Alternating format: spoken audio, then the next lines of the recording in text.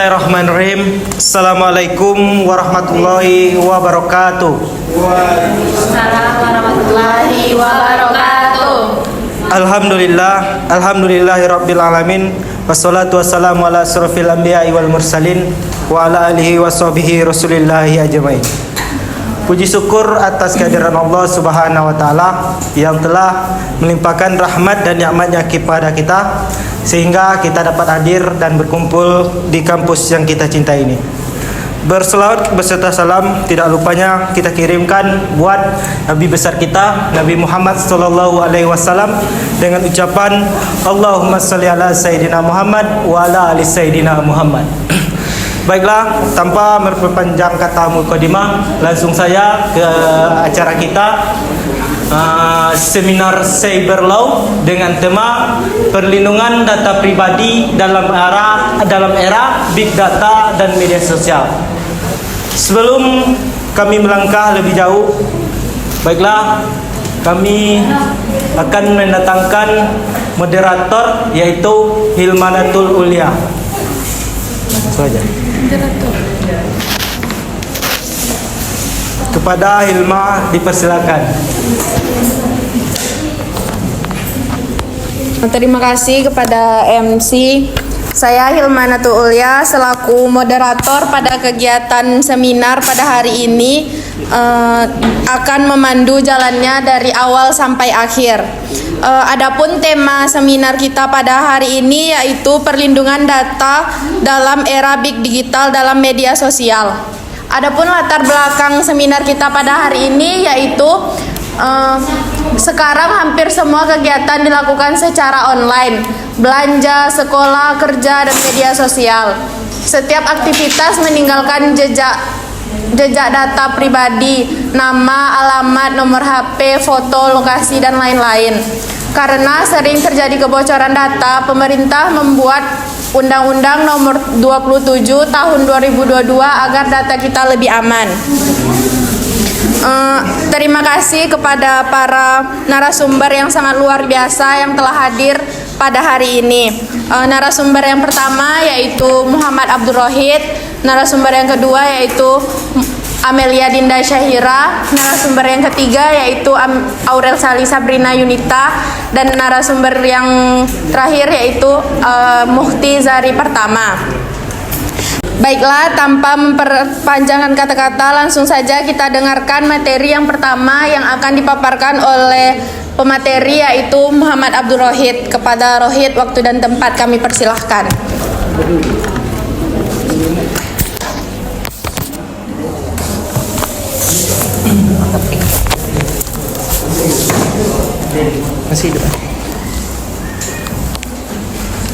Bismillahirrahmanirrahim. Selamat siang teman-teman semua. Selamat siang. Kali ini kami akan membahas tentang apa itu perlindungan data pribadi dalam era big data dan media sosial.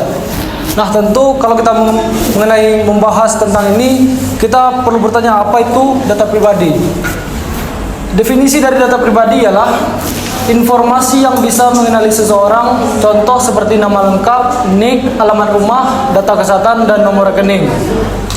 Dan di dalam data pribadi ini ada undang-undang yang melindungi data pribadi itu sendiri, yang yaitu adalah Undang-Undang PDP atau Undang-Undang Perlindungan Data Pribadi. Apa saja ruang lingkup atau isi dari Undang-Undang PDP ini ialah yang pertama, hak pemilik data. Boleh tahu data apa yang dikumpulkan, bisa minta diperbaiki, dihapus atau menarik izin penggunaan. Dan yang kedua ada kewajiban pengelola data.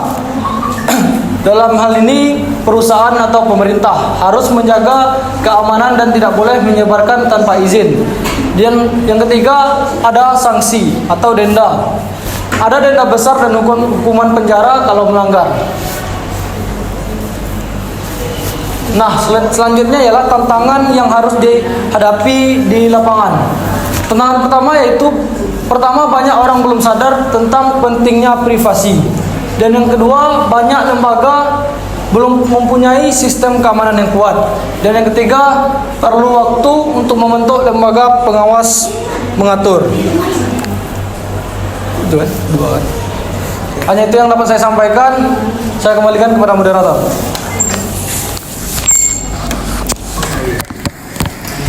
Terima kasih kepada Rohit yang telah memaparkan materi yang sangat menarik. Selanjutnya, materi selanjutnya akan disampaikan oleh narasumber Amelia Dinda Syahira. Kepada Amel, waktu dan tempat kami persilahkan.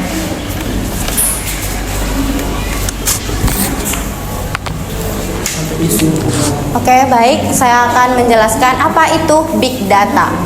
Big Data itu adalah kumpulan data yang sangat besar dari berbagai sumber seperti internet, belanja online, dan media sosial. Data ini bisa digunakan untuk analisis dan mengambil keputusan, misalnya untuk promosi, riset, atau iklan. Jadi, sehubungannya dengan media sosial. Jadi, setiap kali kita menggunakan media sosial seperti mengunggah postingan, terus like, mengomentarikan apapun yang ada di media sosial kita tuh, itu adalah data pribadi. Perusahaan media sosial memakai data itu untuk menampilkan iklan atau rekomendasi. Namun, ada risiko yang perlu diperhatikan. Yang pertama, data bisa disalahgunakan untuk penipuan, pencurian identitas, atau manipulasi opini publik. Terus selanjutnya, banyak pengguna tidak sadar bahwa datanya dikumpulkan tanpa izin. Ada juga praktik menjual data pengguna ke pihak lain. Solusi menurut Undang-Undang PDP ada yang pertama, satu, harus ada izin yang jelas atau persetujuan pengguna sebelum data dikumpulkan. Jadi kalau misalnya kita mau di media sosial kan, kita mau buat akun, itu kan kita harus ngisi biodata kita, tanggal kita, alamat nomor telepon, email kita. Terus penggunaan data harus jelas tujuannya dan tidak berlebihan. Yang ketiga, jika data digunakan untuk analisis besar atau big data, identitas orang harus disamarkan. Baik, itu aja yang bisa saya sampaikan. Saya kembalikan kepada moderator. Terima kasih kepada Amel yang telah memaparkan materi yang sangat inovatif. Selanjutnya, materi selanjutnya yang akan disampaikan oleh narasumber kita yaitu Aurel Sali Sabrina Yunita. Kepada Aurel, waktu dan tempat kami persilahkan.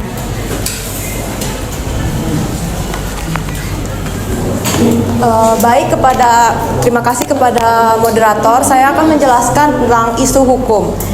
Masalah yang sering muncul yang pertama, kadang data pribadi perlu dibuka untuk kepentingan umum. Contohnya, data pasien saat pandemi COVID-19. Yang kedua, data pejabat publik untuk transparansi. Tapi di sisi lain, setiap orang juga punya hak untuk privacy.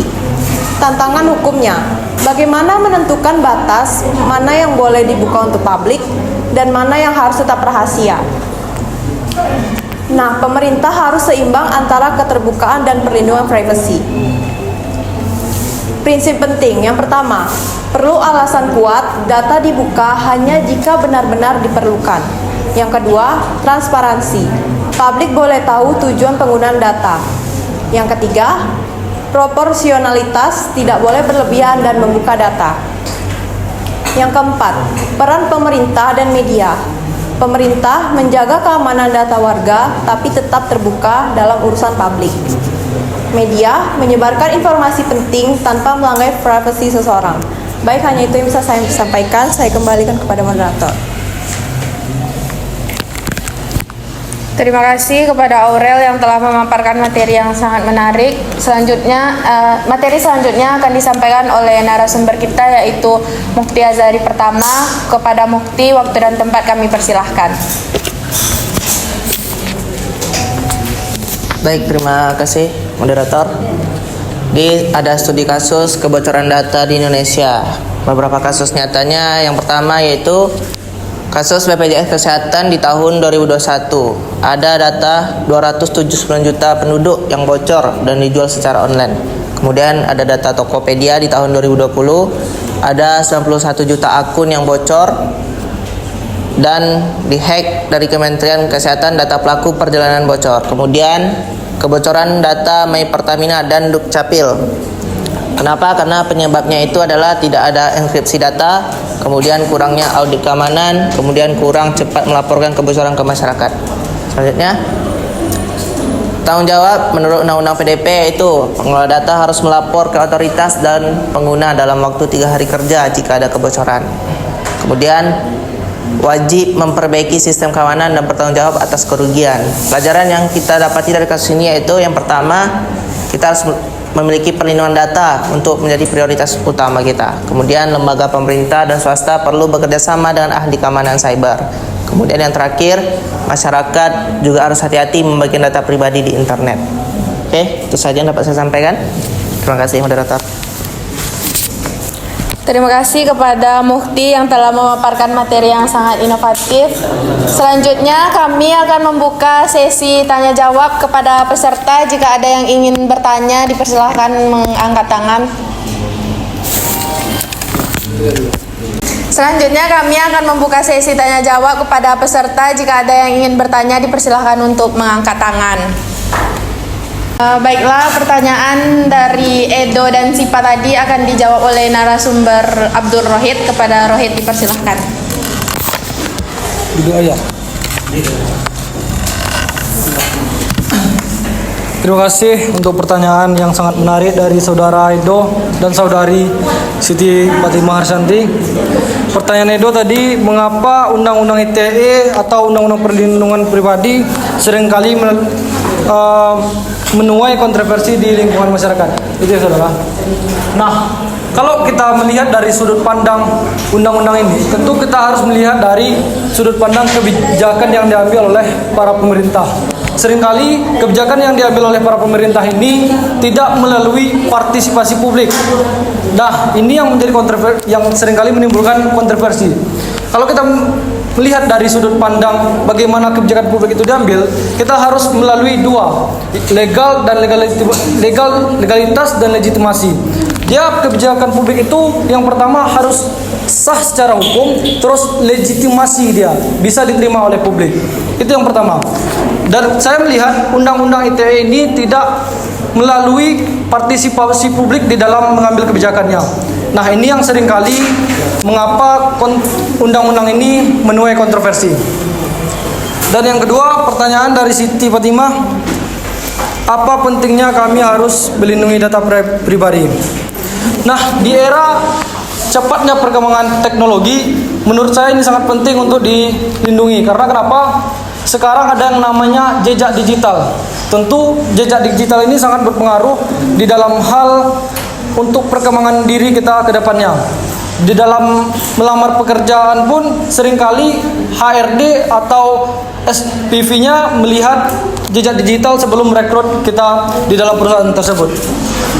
Hanya itu yang dapat saya sampaikan. Saya kembalikan kepada moderator. Terima kasih atas pertanyaan dan jawaban narasumber yang sangat jelas dan informatif. Tak terasa kita sudah berada di penghujung acara seminar pada hari ini. Semoga kegiatan seminar hari ini dapat memberikan manfaat dan inspirasi bagi kita semua. Saya selaku moderator mohon maaf apabila ada kesalahan. Wabillahi taufiq wal hidayah. Assalamualaikum warahmatullahi wabarakatuh.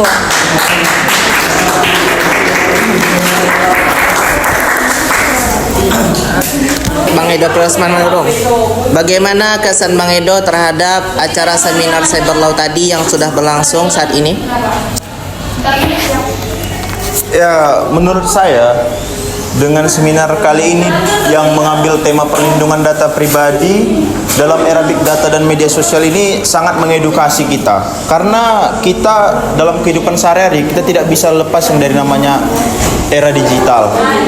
Jadi menurut saya dengan seminar yang baru saja kita dengar dan kita lihat sangat bermanfaat untuk kehidupan kita. Bagaimana cara menyimpan data untuk supaya baik di masa depan kita yang menentukan dari sekarang.